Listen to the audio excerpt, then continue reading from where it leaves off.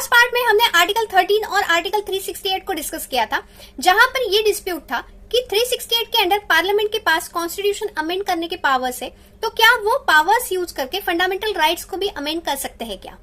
यहाँ पर हमने दो केस लॉज देखे थे, शंकरी प्रसाद एंड सज्जन सिंह का, जहां पर कोर्ट ने ये बोला था कि पार्लियामेंट के पास अमेंडमेंट पावर्स है और वो पावर्स यूज करके वो फंडामेंटल राइट्स को भी अमेंड कर सकते हैं।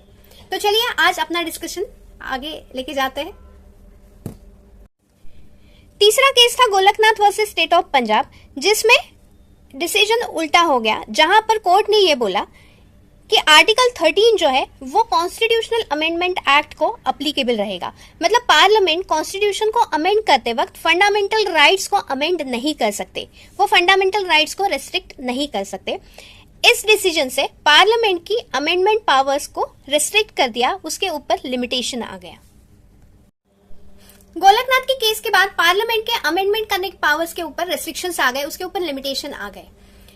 गोलकनाथ के केस के बाद बना Keshavananda Bharati case, which is the very important case law of our Indian constitution.